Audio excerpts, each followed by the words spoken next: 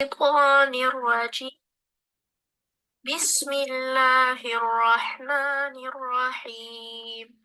الحمد لله رب العالمين، الرحمن الرحيم، مالك يوم الدين. إياك نعبد وإياك نستعين. اهدنا الصراط المستقيم، صراط الذين أنعمت عليهم غير المغضوب عليهم ولا الضالين.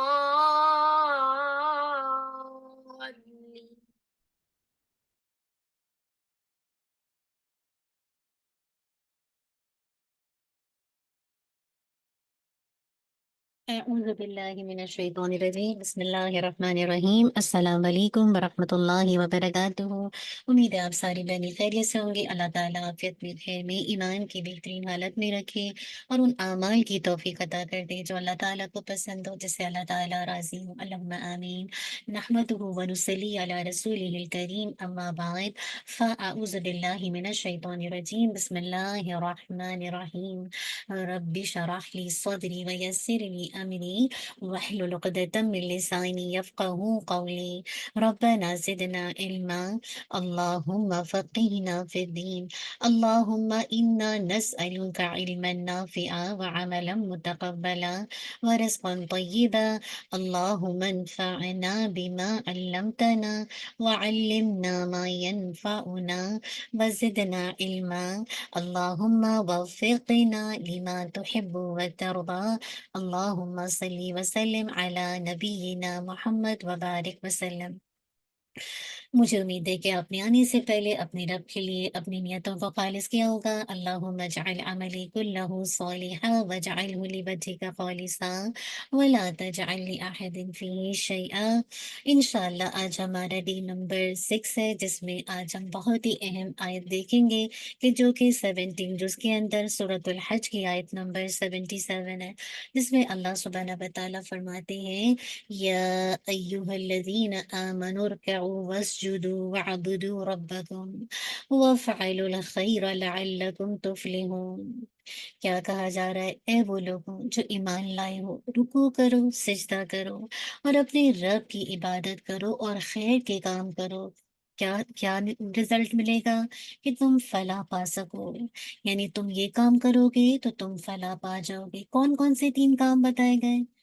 رکوع کرنا، سجدہ کرنا، اپنے رب کی عبادت کرنا اور خیر کے کام کرنا۔ تو اللہ رب العالمین نے ایمان والوں سے خطاب فرما رہے ہیں اور کیا کہہ رہے ہیں کہ رکوع اور سجدہ کرو۔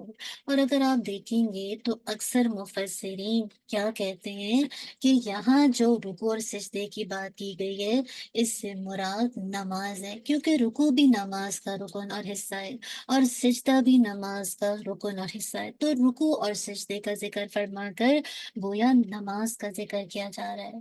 تو اللہ رب العالمین کی طرف سے ہر چند گھنٹوں بعد ہمارے ایمان کا ٹیسٹ ہو رہا ہے، حی علی الصلاح اور حی علی الفلاح کی صورت میں، کہ کون ہے جو حی علی الصلاح کی پکار پر لبیک کہتا ہے اور اللہ کی ذات کو بڑا مانتا ہے۔ بندہ مومن جب سب کو چھوڑ کر اللہ کے حکم پر لبیک کہتے ہوئے کھڑا ہوتا ہے تو یہ بہت بڑا ایک طرح سے ایمان ہے انسان کا جو اس کو کھڑا کرتا ہے۔ اب دیکھیے یہ 24 آور ہر وقت ہمارا ہر چند گھنٹوں کے بعد یہ امتحان ہو رہا ہے، یہ ٹیسٹ ہو رہا ہے کہ میں اور آپ اللہ کو بڑا مانتے ہیں یا اپنی ذات کو، ہم اللہ کو مانتے ہیں یا اللہ کی بات کو بھی مانتے ہیں۔ تو نماز کی طرف اٹھتے ہوئے قدم بتائیں گے کہ ہم اللہ کی بات کو مانتے ہیں کہ نہیں۔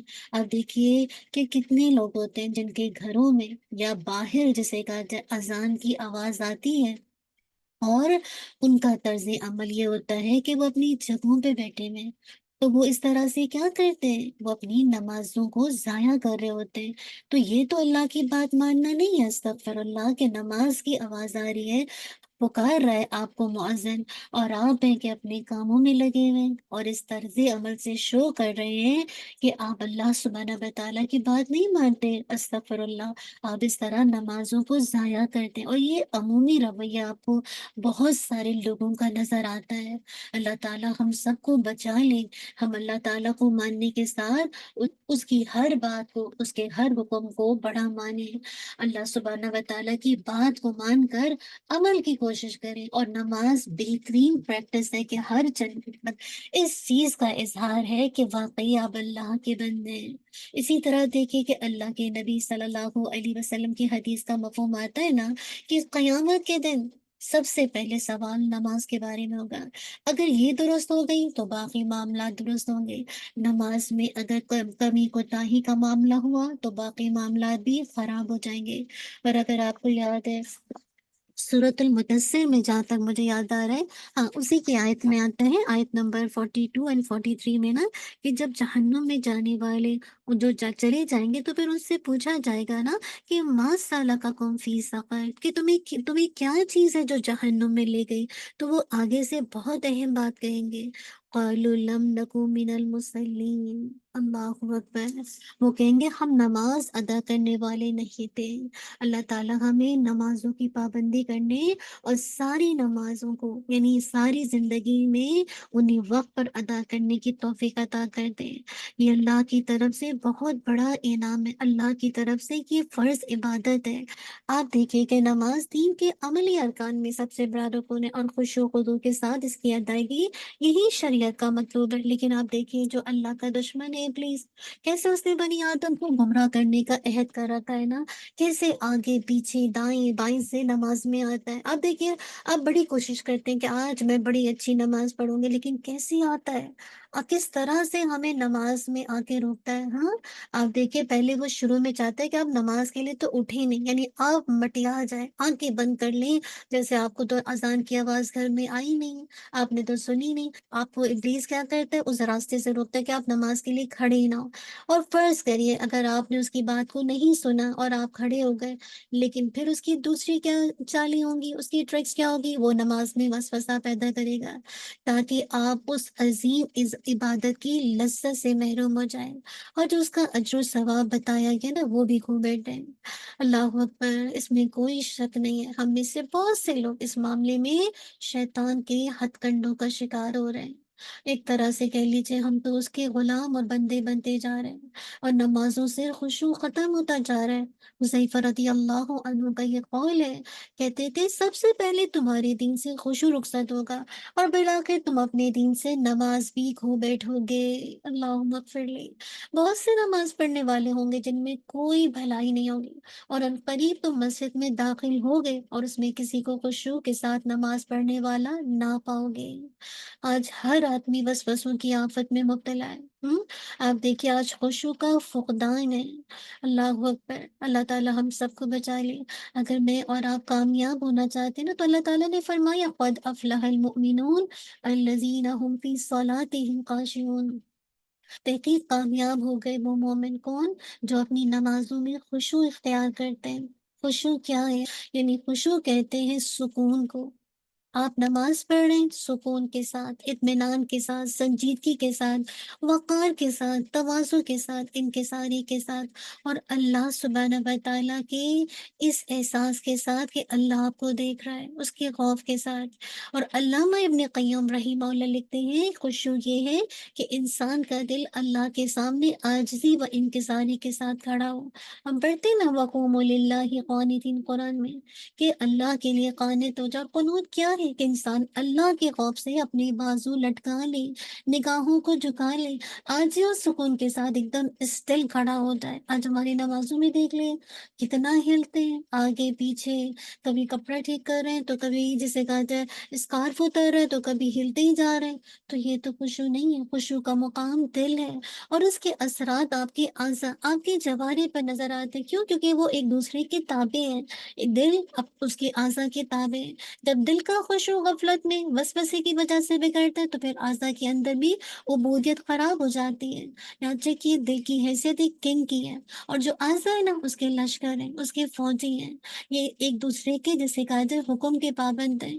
जब बादशाह किसी वजह से माजूल हो जाएगा, यानी बीमार हो जाएगा, खुशी से खाली होगा, तरह से दिल जो है अगर वो अल्लाह का, उसके अंदर अल्लाह की याद नहीं होगी, उसके अंदर उबूदियत नहीं होगी, तो फिर आपको पता है कि ये चीज़ उसके आज़ा में भी ज़ाहिर होगी। मुराद है कि उसके आज़ा भी फिर उबूदियत को खो देंगे। अल्लाह सुब्हानहू व तआला हमें बचा के रखे। आप देखिए 2 तरह का जिसे कहा जाए खुशू होता है, एक होता है खुशूए ईमान और एक होता है खुशूए निफाक, ठीक है? इसको ज़हन में रखिएगा। खुशूए निफाक ये है कि बदन पर खुशू के असरात हों, लेकिन दिल खुशू से खाली हो। और फुज़ैल बिन अयाद रहिमहुल्लाह ने फरमाया, ये मकरूह है कि आदमी इससे ज़्यादा खुशू ज़ाहिर करे जितना उसके दिल में है। किसी आलिम ने किसी को कंधा लटकाए और बदन झुकाए नमाज पढ़ते देखा, देखकर फरमाया खुशू यहाँ है, और अपने सीने की तरफ इशारा किया, यहाँ नहीं है, और अपने कंधे की तरफ इशारा किया। तो खुशू ईमान क्या है कि दिल अल्लाह के लिए ताज़ीम, उसकी तौक़ीर, उसके खौफ, उसके हया के साथ झुक जाए, और शर्म व खशियत और हया व मोहब्बत और अल्लाह की बेपनाह नेमत के एहसास से बिल्कुल टूट-फूट हो जाए। उस वक़्त लाज़िमन जो खुशू हासिल होगा, आपकी आज़ा हैं, आपके जवारे हैं, वो उसको फ़ॉलो करेंगे। इसके बरस खुशू निफ़ाक़ उसे कहते हैं कि आज़ा और उसके जवारे पर उस पर बातकल्लुफ़ जिसे कहा जाए, खुशू को ज़ाहिर किया जाए, हालाँकि दिल खुशू से खाली है। अल्लाह ताला हमें बचा के रखे, इसीलिए हम दुआ माँगते हैं ना, अल्लाहुम्मा इन्नी अऊज़ु बिका मिन इल्मिन ला यनफ़ा व मिन क़ल्बिन ला यख़शा व मिन नफ़्सिन ला तशबा व मिन दअवतिन ला युस्तजाबु लहा। ये दुआ बड़ी अहम है। अल्लाह ताला वाक़ई हमें पढ़ने की तौफ़ीक दे। आप देखिए कि ये जो खुशू निफ़ाक़ है ना, कि बदन पर खुशू का लिबास हो और दिल खुशू से आरी हो। याद रखिए ऐसा शख्स ख़ाशी नहीं कहलाता। ख़ाशी कौन है? अल्लाह का बंदा वो है जिसकी ख्वाहिशात की आग बुझ चुकी हो और उसका धुआँ तक ख़त्म हो चुका हो, और सीने में अल्लाह रब्बुल इज़्ज़त की अज़मत का नूर जगमगा रहा हो, और अल्लाह के खौफ़ और उसके वक़ार ने उसकी तमाम ख्वाहिशात को मुर्दा और आसा व जवारे को बेजान और ढीला कर दिया हो। दिल अल्लाह की जानिब से वाबस्ता हो और इस पर सकीनत का नुज़ूल हो, जिसकी वजह से वो अल्लाह के सामने बिल्कुल बुझा-बुझा सा हो, और दिल खुशू इत्मीनान से इस तरह भर गया हो जिस तरह निचली ज़मीन पानी से भर जाती है। देखा आपने? जहाँ पानी ठहरते हैं, कैसे पानी से जो जहाँ कहीं गड्ढा होता है ज़मीन जैसे गहराई में होती, कैसे पानी को रोक लेती है ना, तो इस तरह से इंसान अल्लाह की ख़शियत से इस तरह सुकून और इत्मीनान में आ जाता है। अल्लाह ताला हमारे अंदर खुशू पैदा कर दे। आपको याद है ना कि अल्लाह के नबी सल्लल्लाहु अलैहि वसल्लम ने क्या फरमाया था? जो इलत क़ुर्रत ऐनी फ़िस्सलाह, मेरी आँखों की ठंडक नमाज़ में है। तो याद रखिए जब इंसान को खुशू हासिल होता है तो उसको नमाज उसके लिए आसान और हल्की हो जाती है, क्योंकि अल्लाह ताला ने खुद फरमाया है वस्तईनु बिस्सब्रि वस्सलाह व इन्नहा लकबीरतुन इल्ला अलल खाशिईन। सब्र और सलाह के जरिए मदद हासिल करो, बेशक वो भारी है मगर खाशिईन पर नहीं। तो खाशी के लिए ये नमाज बोझ नहीं है, जिसके अंदर खुशू है उसको तो लज़्ज़त आती है, उसको तो सुकून मिलता है, उसको तो अपने रब के साथ बात करने में मज़ा आता है।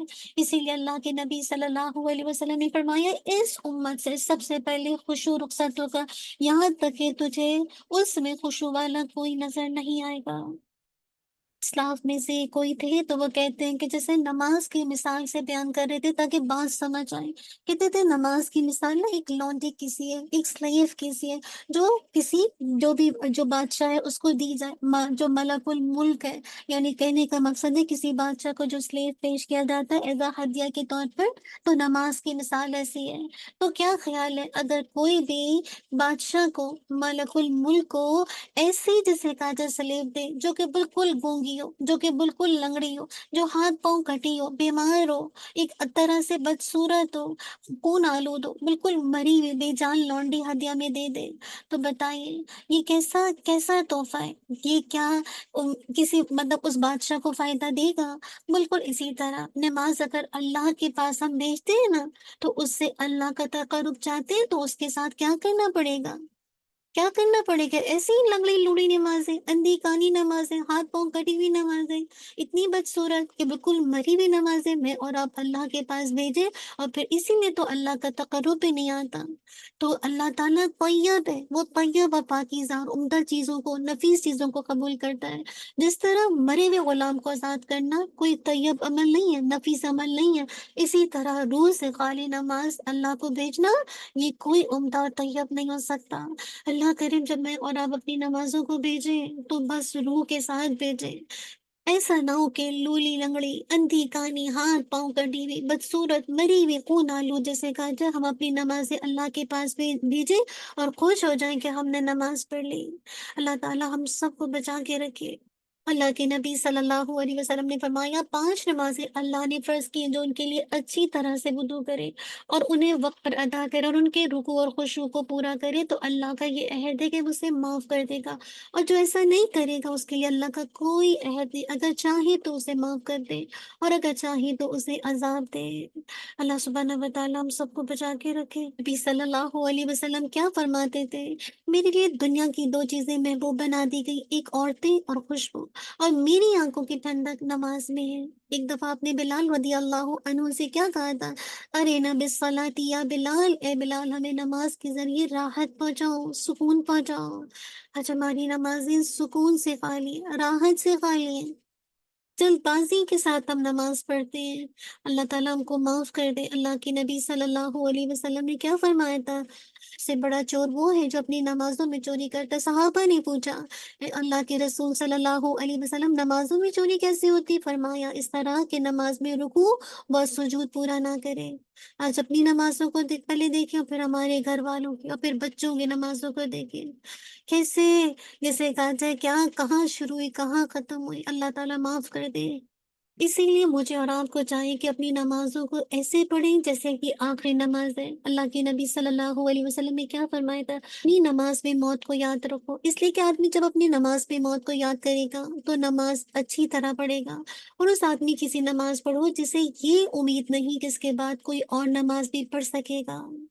तो नमाज़ को ऐसे पढ़िए कि जैसे बस ये आखिरी नमाज़ है, तो फिर आप उसको कैसे अदा करेंगे? बेहतरीन अंदाज़ से अदा करेंगे ना और आप सहाबा रज़ियल्लाहु अन्हुम को देखिए, असलाफ़ को देखिए, अल्लाह के नबी सल्लल्लाहु अलैहि वसल्लम की नमाज़ें उनको सुकून देती थी, राहत देती थी, वो गौर व फ़िक्र करते थे। वो मतलब ऐसे नमाज़ पढ़ते थे जैसे वो अल्लाह से बात करें। आप देखिए एक दफ़ा अल्लाह के नबी कैसे एक आयत पर बार-बार जिसे कहा जाए तदब्बुर करते हैं और एक रात मतलब मुसलसल उसी आयत को पढ़ते हैं। इन तुअज़्ज़िबहुम फ़इन्नहुम इबादुक व इन तग़फ़िर लहुम फ़इन्नका अंतल अज़ीज़ुल हकीम। अगर तू उन्हें अज़ाब दे तो बेशक वो तेरे बंदे और अगर तू उन्हें माफ़ कर दे तो बेशक तू इज़्ज़त व हिकमत वाला है। अब देखिए मुसलसल एक रात आप देखिए ऐसे ही आयत को बार-बार रिपीट कर रहे हैं।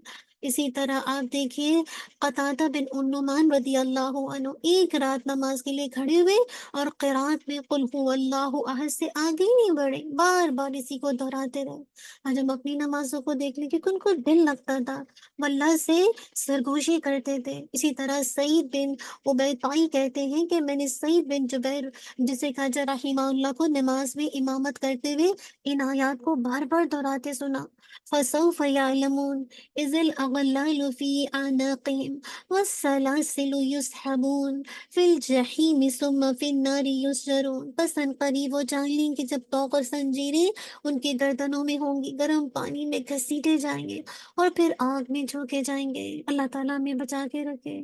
इसी तरह सईद बिन जुबैर को एक रात कासिम रहीमहुल्लाह कहते कि उन्होंने देखा वो नमाज पढ़ रहे थे और एक आयत को उन्होंने 20 से ज्यादा मर्तबा दोहराया और वो कौन सी थी? वत्तक़ु यौमन तुरजऊन फीही इलल्लाहि सुम्मा तुवफ़्फ़ा कुल्लु नफ्सिन मा कसबत व हुम ला युज़्लमून। उस दिन से डरो जिसमें तुम अल्लाह की तरफ लौटाए जाओगे और फिर हर जान को उसके उसके किए का पूरा बदला मिलेगा और वो जुल्म नहीं किए जाएंगे। आप देखिए कि हारून बिन रबाब उसैदी रहीमहुल्लाह आप देखिए रात के लिए नमाज के लिए खड़े होते हैं और बाज़ औक़ात एक ایک آیت کو صبح تک دہراتے رہتے اور روتے رہتے، فقالو یا لیتنا نرد ولا نکذب بآیات ربنا ونکون من المؤمنین، بس کہیں گے کاش ہم لوٹا دیے جائیں اور اپنے رب کی آیات کی تکذیب نہ کریں، یعنی ہم کس میں سے ہو جائیں؟ ایمان والوں میں سے ہو جائیں۔ یہ تھا ہمارے اسلاف کی نمازیں، کیسے گریہ کرتے تھے اور کس طرح سے نماز کے ذریعے سے راحت لیتے تھے، اللہ کی آیات پر غور و فکر کرتے تھے تو ان کی دل کی حالت بدلتی تھی۔ آج تو بس ہم نماز جان سے چھڑانے کے لیے پڑھتے ہیں نا، کہ بس وقت آیا اللہ کا حکم ہے پڑھنا ہے، کہاں خشوع، کہاں ارکان، کہاں واجبات، کہاں سنتیں، اس کا احساس بھی نہیں رہتا۔ اللہ سبحانہ و تعالیٰ واقعی مجھے اور آپ کو اپنی نمازوں کی حفاظت کرنے والا بنائے، کیونکہ سب سے پہلے عبادات میں اسی کا سوال ہوگا، اور اگر نماز اچھی تو آگے کی منزلیں آسان ہو جائیں گی انشاءاللہ۔ اللہ سبحانہ و تعالیٰ مجھے اور آپ کو وہ مواقع دے کہ واقعی ہم وہ خشوع کے سارے اسباب پڑھیں، تاکہ ہم اپنی نمازوں کو اس کے مطابق چیک کریں اور بہترین اپنی نمازوں کو پڑھ سکیں۔ اللہ کے نبی صلی اللہ علیہ وسلم کا کیا طریقہ تھا؟ اب نماز میں کھڑے ہیں، کیا اب اپنی آنکھیں بند کرتے تھے؟ نہیں، سجدے کی جگہ پہ دیکھتے تھے۔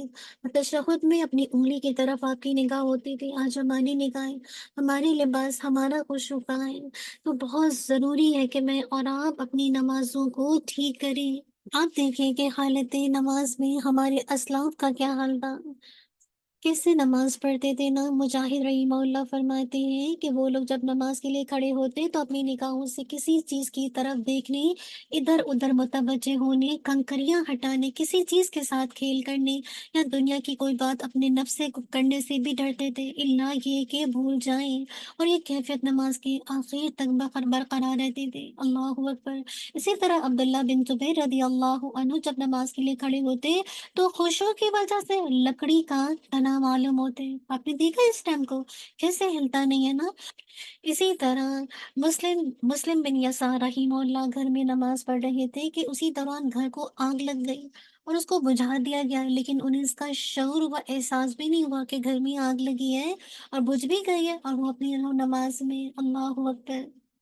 اور حضرت علی رضی اللہ عنہ کے بارے میں آتا ہے کہ جب نماز کا وقت آتا تو ان کے چہرے کا رنگ بدل جاتا تھا اور وہ کانپنے لگتے تھے۔ لوگوں نے پوچھا آپ کو کیا ہو گیا؟ فرمایا اللہ کی قسم، اس امانت کا وقت آ گیا ہے جسے اللہ تعالیٰ نے آسمان و زمین اور پہاڑوں پر پیش کیا، ان سب نے اسے اٹھانے سے انکار کر دیا اور ڈر گئے، لیکن ہم نے اسے اٹھا لیا۔ کیا ڈر تھا، کیا رنگت بدلتی تھی اللہ کی خشیت سے۔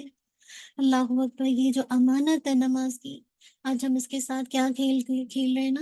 اور اسی طرح سید تنوقی رحمہ اللہ جب نماز پڑھنے کے لیے کھڑے ہوتے تو آنسو کی جھڑیاں لگ جاتی اور رخسار سے بہہ کر داڑھی تک پہنچ جاتی۔ اسی طرح بہت سے تابعین جن کے بارے میں یہ پتہ چلتا ہے کہ جب وہ نماز کے لیے کھڑے ہوتے تو ان کے چہرے کا رنگ بدل جاتا اور وہ کہتے تھے کیا تم جانتے ہو کہ میں کس کے سامنے کھڑا ہونے جا رہا ہوں اور کس سے سرگوشی کرنے جا رہا ہوں؟ آج آپ دیکھیں ہم میں سے کون ہے جس کے دل میں ان صحابہ رضی اللہ عنہ اور تابعین جیسی ہیبت و خشیت ہو۔ اسی طرح شیخ الاسلام امام ابن تیمیہ جب نماز پڑھتے تو ان کے اعضاء، ان کے جوارے کانپنے لگتے اور وہ اس کی وجہ سے دائیں بائیں جھکنے لگتے تھے۔ آج میں اور آپ اپنی نمازوں کو جسے کہا جائے اسلاف کے ساتھ کمپیئر کر ہی نہیں سکتے۔ ہم میں کوئی نماز میں اپنی گھڑی کو دیکھتا ہے، کوئی اپنی ٹوپی، ہاں، اور کوئی اپنے اسکارف کو، کوئی اپنی جیسے کہا جائے اپنے عبایا ٹھیک کرتا ہے، کوئی اپنی ناک سے کھیل رہا ہوتا ہے، کوئی نماز ہی میں کچھ پلاننگ چل رہی ہوتی ہے، کچھ کاموں کی پلاننگ ہوتی ہے، کوئی مال کی گنتی کرتا ہے، کوئی جیسے کہا جائے کوئی نقش و نگار کے اندر کھویا ہوا ہوتا ہے، کوئی چھت کے ڈیزائن میں کھویا ہے، کوئی کسی بڑے پیلس میں کھویا ہوا ہے۔ اللہ اکبر۔ اپنی آپ کو پہچانیے اور اپنی نماز کو زندہ کیجیے، کیونکہ بتا دیا گیا کہ یہ تین کام کرو گے تو تمہیں کیا ملے گا، بتا دیا گیا نا کہ لعلکم تفلحون، تاکہ تم فلاح پا جاؤ، تم کامیاب ہو جاؤ۔ اور اسی کے ساتھ ساتھ جو دوسری بات ہے کہ نماز کے بعد فرمایا کہ اپنے رب کی عبادت کرو، اللہ ہمارا رب ہے، خالق بھی ہے، مالک بھی ہے، اور وہی ہماری پرورش کرنے والا ہے، اس نے ہمیں بے شمار نعمتیں عطا کی ہیں۔ وہ رب اپنی عبادت کا ہم سے تقاضا کرتا ہے، اور اللہ تعالیٰ نے خود سورہ زاریات کے اندر فرمایا ہے آیت نمبر 56 میں، وَمَا خَلَقْتُ الْجِنَّ وَالْإِنسَ إِلَّا لِيَعْبُدُونَ۔ اللہ تعالیٰ فرماتے کہ میں نے تمام جنات اور انسان کو صرف اپنی عبادت کے لیے پیدا کیا ہے۔ تو زندگی عبادت کے لیے، اور پوری زندگی میں مقصود کیا ہے کہ ہم واقعی اللہ کے بندے بنے۔ کیوں؟ کیونکہ اللہ سبحانہ و تعالی ہمارا حقیقی معبود ہے۔ اللہ کی عبادت کا تقاضا صرف نماز تک یا چند ارکان اسلام، زکوٰۃ، روزہ، حج تک محدود نہیں ہے۔ یہ تو بڑے بڑے پلرز ہیں، ستون ہیں، ارکان اسلام ہیں۔ ہمیں پورے اسلام پر عمل کرنا، پوری زندگی میں اللہ کی بندگی کا رنگ آنا ہے۔ کیوں؟ کیونکہ وہ ہمارا 24 گھنٹے ہمارا معبود ہے۔ وہ ہماری زندگی کے انفرادی معمولات ہوں یا اجتماعی معمولات ہوں، اس میں اللہ کی بندگی کا رنگ جھلکے۔